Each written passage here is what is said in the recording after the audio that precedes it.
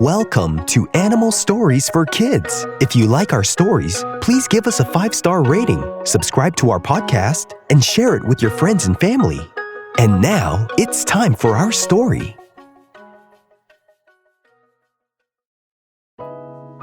Once upon a time, there was a bee-eater named Siddiqui. Siddiqui the bee-eater lived in a sunlit stretch of the East African grassland where the air always seemed to shimmer a little bit above the earth. The land rolled gently toward a river, and the river had cut a sandy bank. Acacia trees dotted the savanna with flat-topped shade. Termites built tall towers, and dragonflies flashed blue and green over the reeds. It was a very good place to be a bee-eater. And Siddiqui was a bee-eater in every bright and feathery way. He was small and slim, with green feathers that glowed in the sunshine, a golden throat, and 2 neat tail streamers that flicked behind him when he flew. His beak curved gently downward, sharp and perfect for catching insects in midair. His eyes were quick. His wings were quicker. If a flying insect zipped, buzzed, whirred, or hummed, Siddiqui noticed it. Most mornings began the same way. First, the sky turned pale. Then it turned peach and gold. Then the world woke up all at once. Weaver birds chattered in the trees. Francolins muttered in the grass. Somewhere in the distance, a hornbill flapped by with grace. Siddiqui the bee-eater would blink awake from the tunnel where he slept, stretch his wings, and pop out onto a dry branch above the riverbank. He always liked to begin the day with an important announcement. "Today," he said to the morning, "I shall be extremely graceful." This was a wonderful thing to say, especially because by the time he said it, he had usually already nearly slipped off the branch. Still, gracefulness was a goal, and Siddiqui believed in goals. Below him, the sandy bank held many nesting tunnels, because bee-eaters do not build nests in trees the way many birds do. Instead, they dig burrows into earth banks, sandy cliffs, or flat ground that is soft enough to tunnel through. It takes teamwork and effort.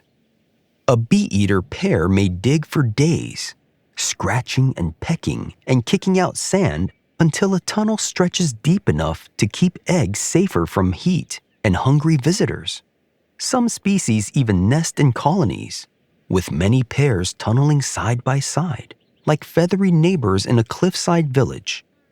Siddiqui the bee-eater lived among many other bee-eaters. Their home was busy, but orderly, in a bird sort of way, which meant someone was always arriving, someone was always leaving, and someone was always making a fuss over an ordinary beetle. After his morning announcement, Siddiqui would scan the air from his perch. Bee-eaters are masters of a hunting style called hawking. They wait on a branch, a reed, a fence post, or any good lookout, then dart into the air to catch flying insects.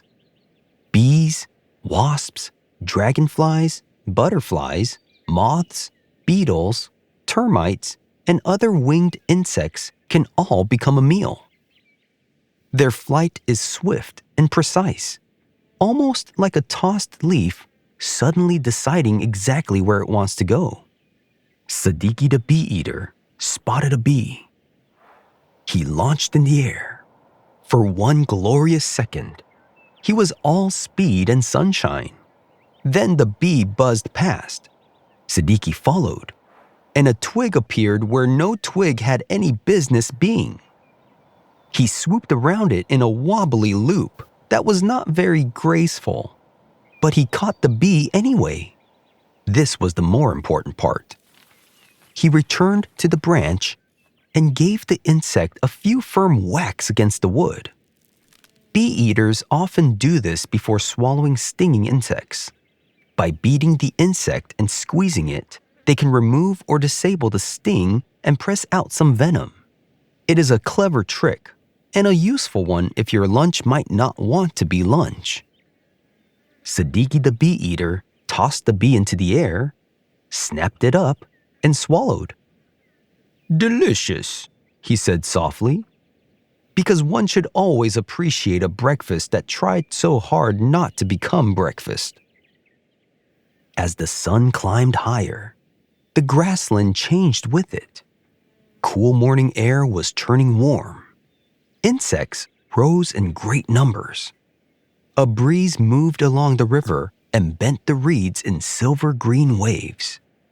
With the warmth came hunters of another kind too. And every small bird knew to stay alert.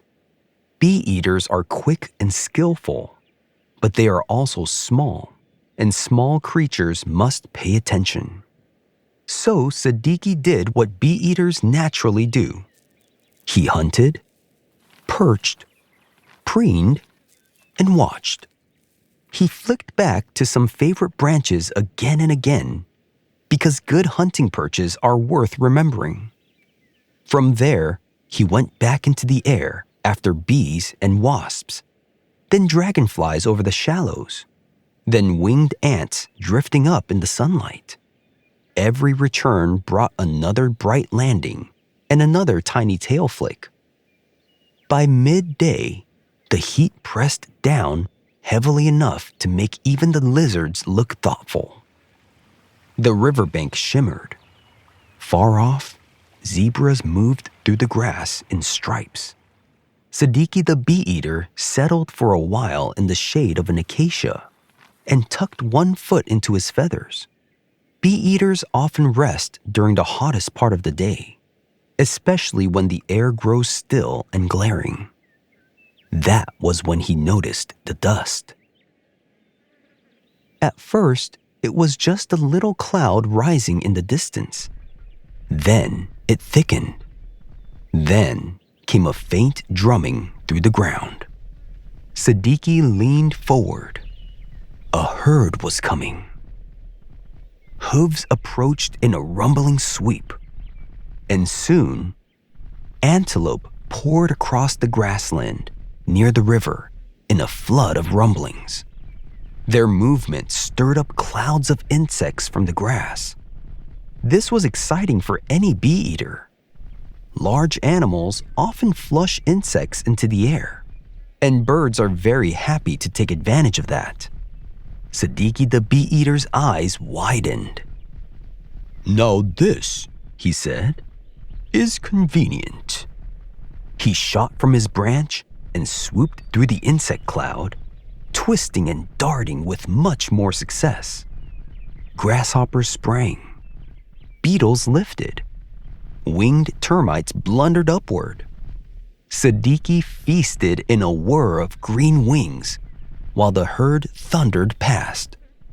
He was in exactly the right place at exactly the right time, which is one of the nicest feelings a bird can have. Eventually, the herd moved on, and the air settled again. A few drifting feathers spun down. The river resumed its quieter sounds. Siddiqui the bee-eater returned to the sandy bank, full-bellied and pleased with himself. The afternoon softened. Golden light spread across the savanna and turned ordinary dust into glitter. Other bee-eaters came and went from the nesting tunnels, carrying insects, calling sharply, and flashing color. Siddiqui lingered near the burrow openings, listening to the life around him. Bee-eaters are social birds in many places, and some species cooperate in nesting, with extra adults helping feed chicks. Their colonies can seem busy, noisy, and full of purpose.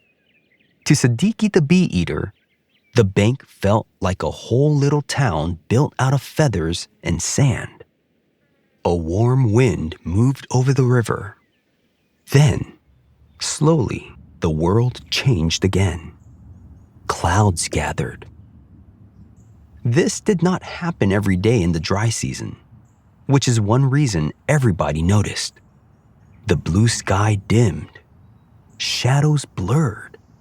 The smell of dust gave way to the smell of damp earth before a single drop even fell.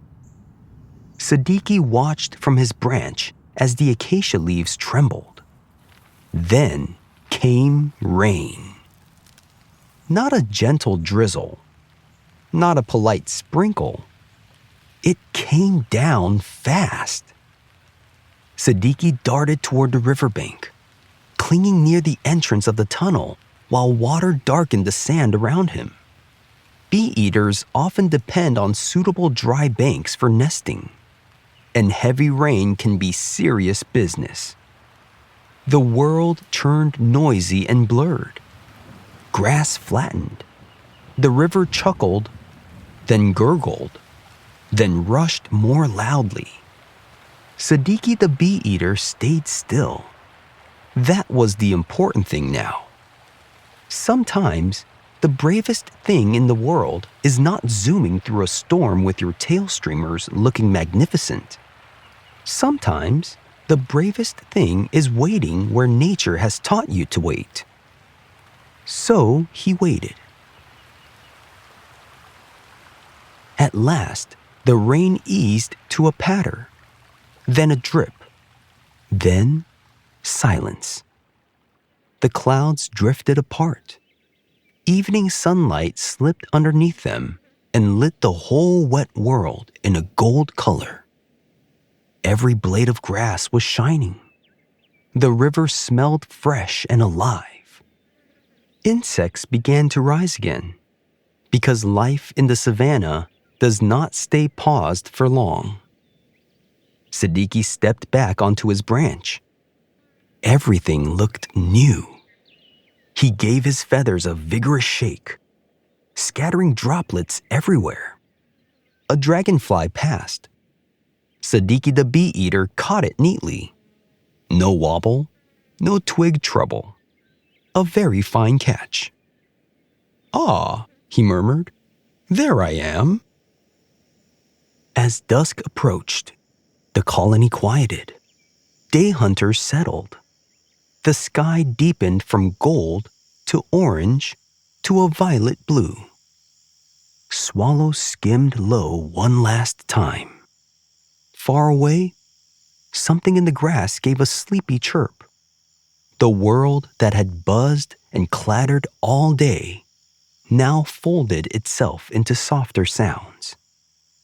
Siddiqui watched the fading light and felt the familiar comfort of returning things.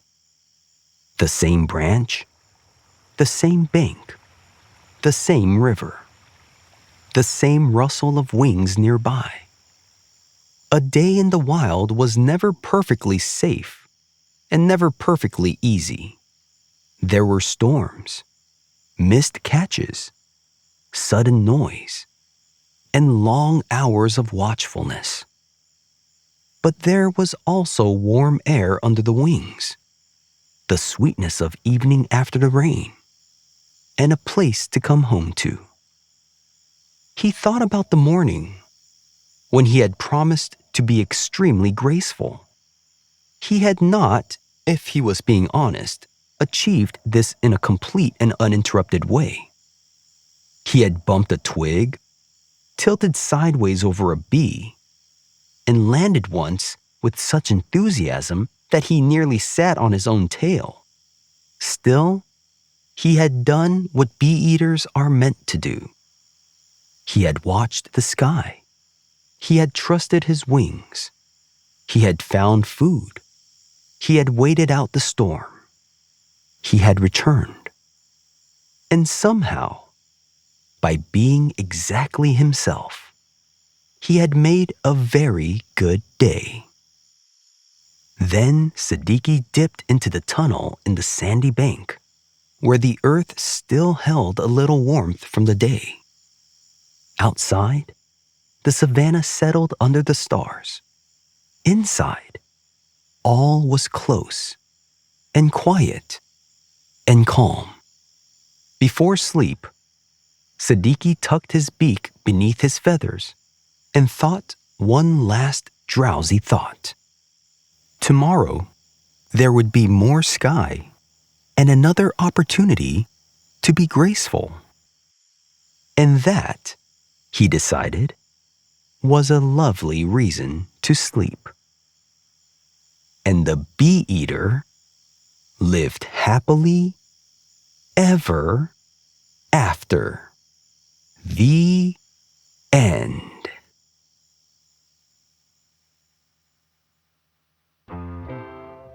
Bee-eaters are a group of birds in the family of Meropidae. Bee-eaters are birds known for catching insects in the air. There are about 25 to 30 different kinds of bee-eaters. They are famous for eating bees, but they eat more than just bees. Most bee-eaters live in warm parts of the world. Bee-eaters are found in Africa, Asia, Europe, and Australia. They like open places like grasslands, savannas, and riverbanks. Many live near water or sandy areas where they can dig nests. Some bee-eater species migrate or travel long distances when seasons change. Bee-eaters are very colorful birds. They're colored green, blue, yellow, red, and other colors. They often have long, thin bodies and pointed wings. Many have a long, slightly curved beak, perfect for catching insects. Some have long tail feathers that stick out like streamers, and they often have a black line across their eyes, like a mask. Bee-eaters are excellent flyers. They catch insects while flying, which is called hawking. They can twist and turn quickly in the air to chase their prey, and they often perch on branches or wires and then dart out to catch their food. Bee-eaters mainly eat flying insects. Their favorite foods include bees, wasps, hornets, dragonflies, and butterflies. Before eating a bee, they often remove the stinger by hitting it against a branch. This helps them avoid getting stung. Bee-eaters dig tunnels in sandy banks or cliffs. These tunnels can be quite long, sometimes several feet. At the end of the tunnel is a chamber where they lay eggs. They usually nest in groups called colonies. Living in groups helps protect them from predators. Bee-eaters lay eggs inside their tunnels. Both parents help take care of the eggs and chicks. Baby birds hatch and stay in the tunnel until they are ready to fly. Sometimes older siblings help feed the younger chicks. Bee-eaters are very social birds. They often live, hunt, and nest together, and they communicate with soft chirping and trilling sounds. Working together helps them survive and raise their young. Bee-eaters can remember good hunting spots, and they can spot flying insects from far away. Their bright colors can help confuse predators in sunlight. Living in groups helps them watch for danger. Bee-eaters like to build nests in hard-to-reach places like cliffs. If they're ever threatened, they can quickly fly away. Bee-eaters help control insect populations. They're part of the food chain, both hunters and prey, and they help keep ecosystems balanced. Bee-eaters have smooth, sleek feathers that help them fly fast. They can glide through the air without flapping for short distances. Some can hover or stay in one spot in the air briefly. Bee-eaters have excellent eyesight, and their eyes help them judge distance very well, and they can track fast-moving insects while they're flying. Bee-eaters often return to the same perch after catching their food, and they can sometimes catch multiple insects one after the other. Bee-eaters prefer sunny days because insects are more active, and they often hunt in open areas where they can see clearly. Bee-eaters may follow animals or even fires to catch insects that get flushed out. Young bee-eaters learn the skill of smacking insects against branches to remove stingers. Baby bee eater chicks are born blind and helpless. Parents may bring them food many times a day. Bee eaters are mostly active during the day and are considered diurnal creatures. They spend their time preening or cleaning their feathers. They often sunbathe to keep feathers healthy. And during very hot times, they may rest in the shade. Bee eaters have predators including larger birds like hawks and eagles. Have you seen a real-life bee eater before? If you have, where did you see it? Thanks for listening to Animal Stories for Kids. If you like our stories, please give us a 5-star rating, subscribe to our podcast, and share it with your friends and family. Until next time, bye!